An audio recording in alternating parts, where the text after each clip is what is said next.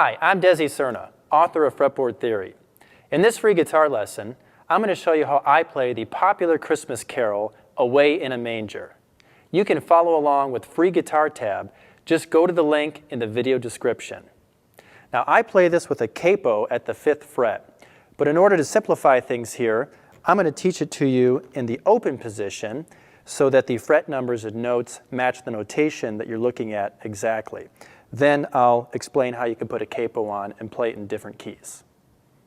Okay, so this is based in the key of C, and it centers on a C major chord. And you use an F in there, a G, and a D minor. And you're using notes from the C major scale.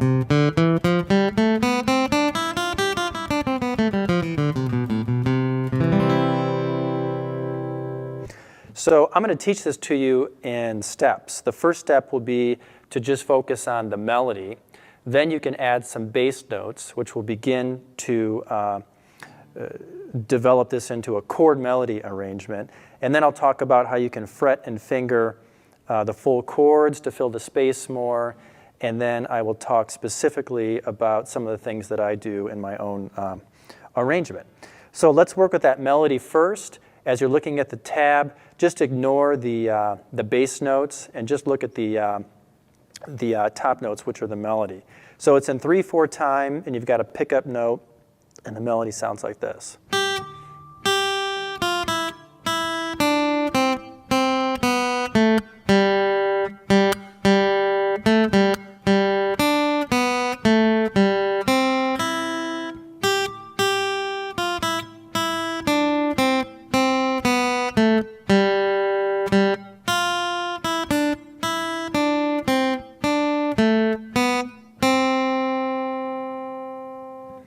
So just work it out from the tab and take it one small piece at a time, rehearse it, memorize it, add a little bit more, go back to the beginning until you can play all of the melody. Ideally, you would memorize this, but I suppose you can just follow along with the sheet music in front of you if you want. So the next step is to actually finger pick this and add in some bass notes. So what I'm going to do is play the melody with my fingers.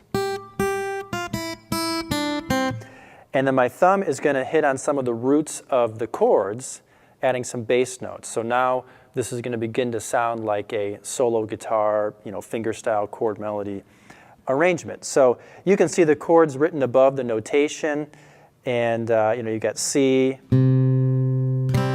F, and G, and later a D minor. So what you're going to do is just hit the root of each chord as it comes up. So there's a pickup note in the melody, and then the next measure, you've got a C chord, so I'm going to fret the low C here, and I'm going to play it together with the melody note at the 3rd fret. Let me play through a little bit of this so you can hear what it sounds like.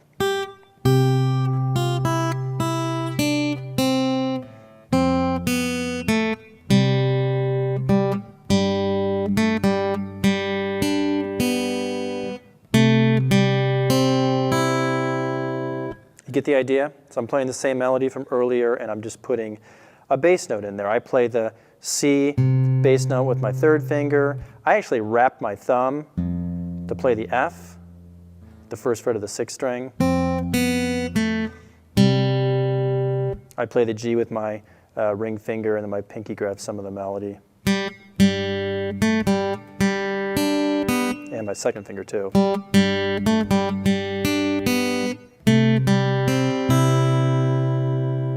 Again, you want to take this in small pieces. You're going to have to train yourself to play those melody notes and those bass notes together. It's easy when you're looking at the music because you see them stacked on top of each other vertically. Let me continue with the second half of this.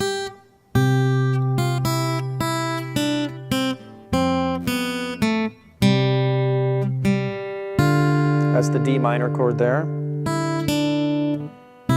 Back to C, G.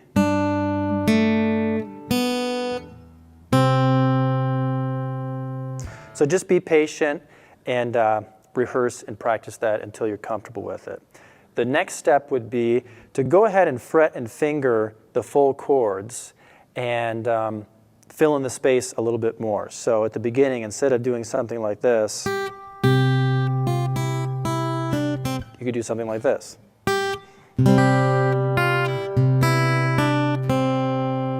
Or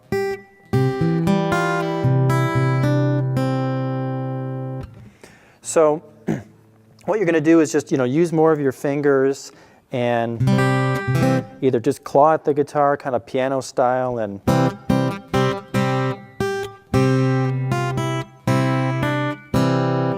or you could do some finger rolls. I like to do forward rolls.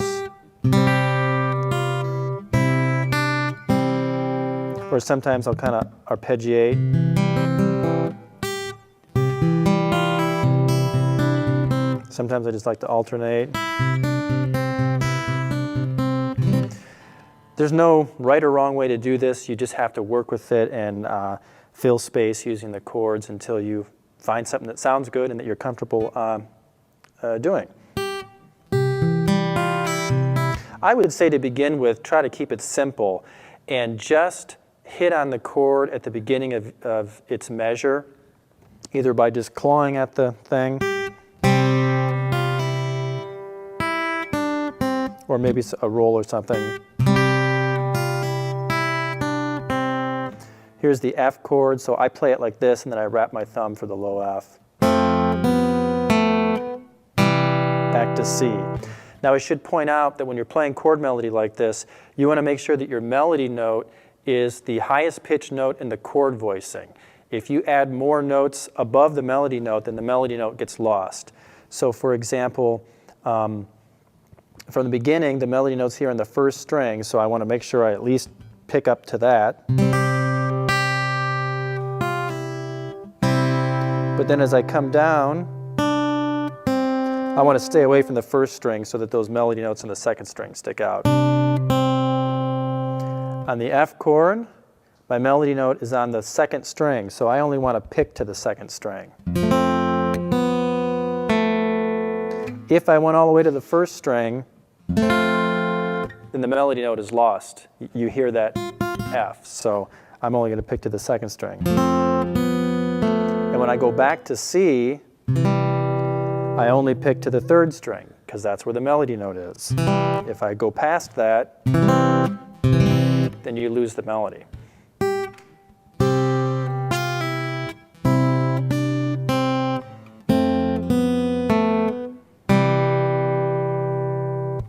Okay, let's keep going. The next chord is G, and you want to pay attention to your melody notes.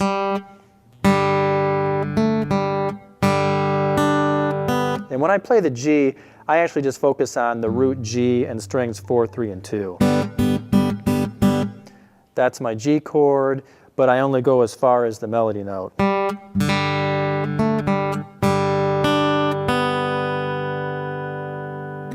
you go back to C, and you have to play it with the melody note, which is the second fret of the third string, the A.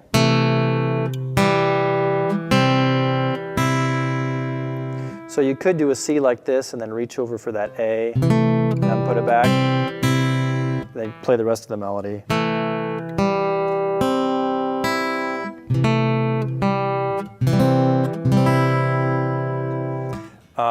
I don't like going to the C like this initially, so what I do is I play it like this. Then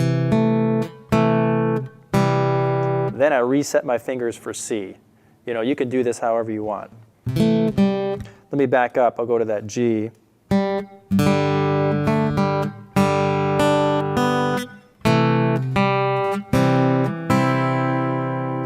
From the beginning.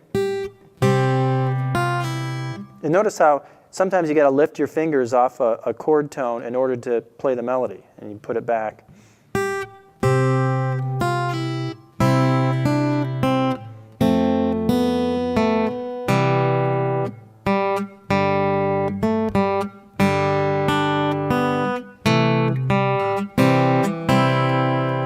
I'll keep going.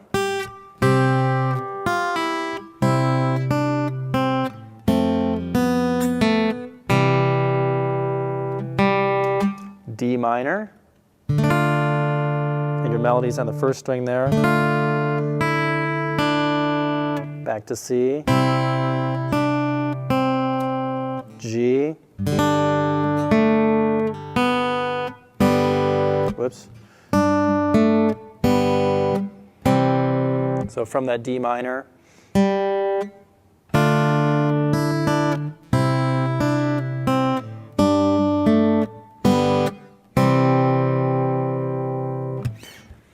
okay, so you can begin to put together your own arrangement here by filling the space with the chords. Now, when I initially played this at the beginning of the video, I had a few extra things in there. So let me explain what I did. So from the beginning,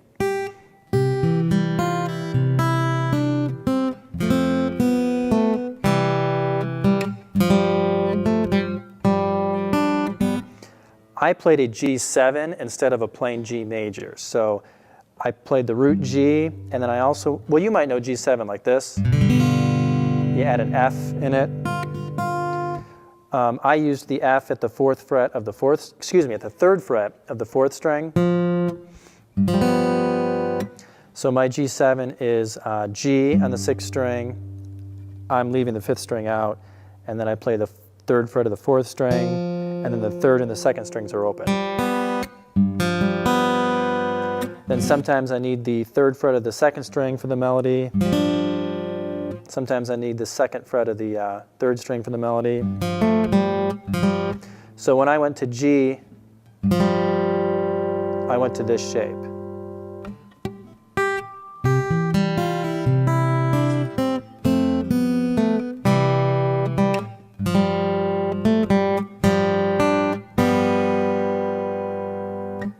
Back to C.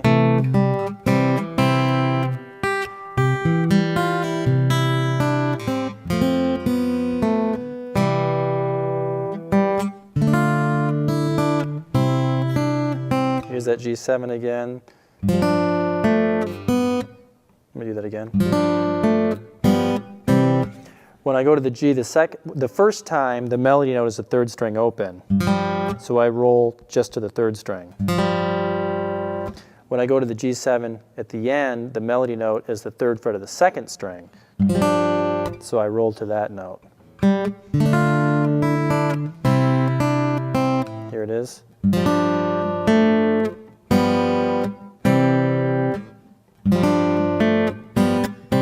me back up a little bit.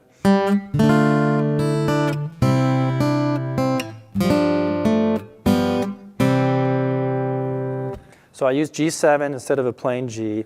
And then also, I added this into the melody. Let me go to the beginning.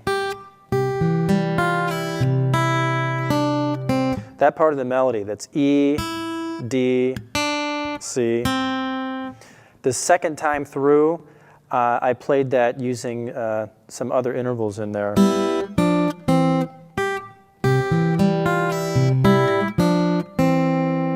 So let me explain what I'm doing there. If you play a C chord and take the notes that your second and first fingers are on, these are common shapes on the guitar, and they're often moved up in major and minor forms.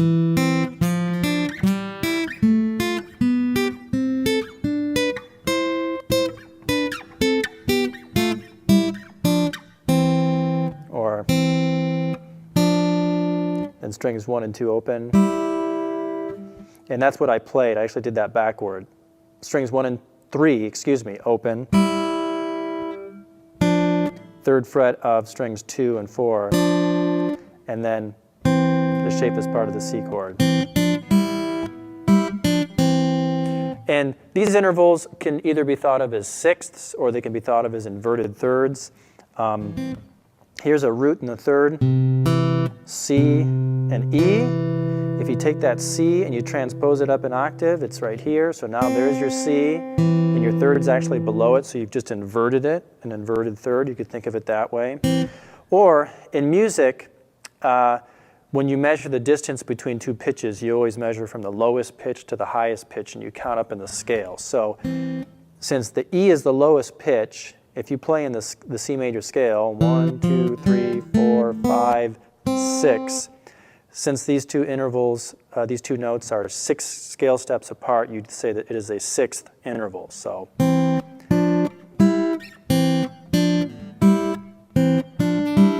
those intervals can be thought of as sixths. Anyway, so when I played the melody the first time,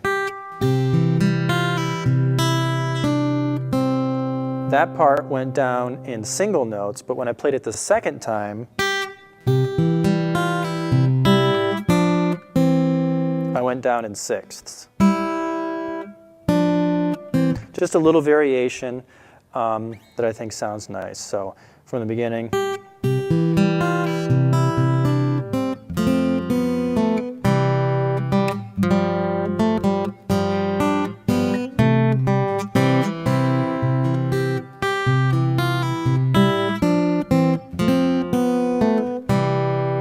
Right?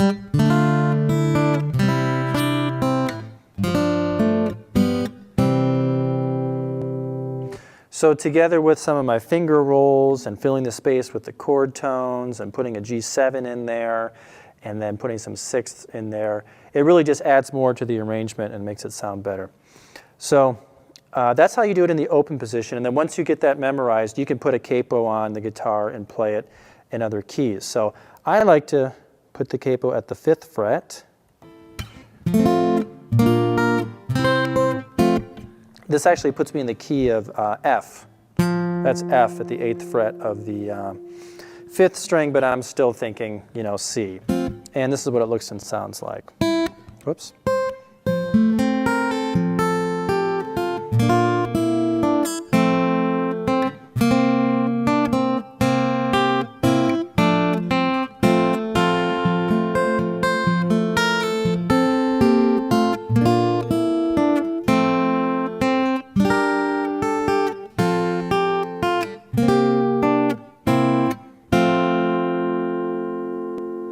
So you could try it in the key of F or any other key that you think sounds good or feels right.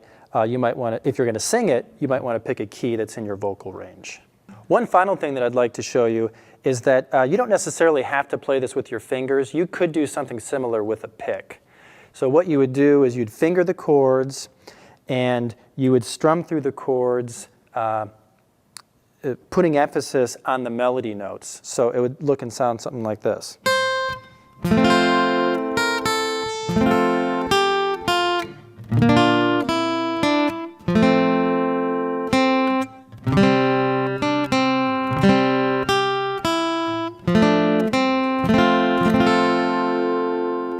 So it's the same concept as finger picking, rolling your fingers or stopping at the melody note. You do the same thing with the pick. And depending on your chord fingering, sometimes you got to mute some strings in there, but you can put together an arrangement like this. Second half would be.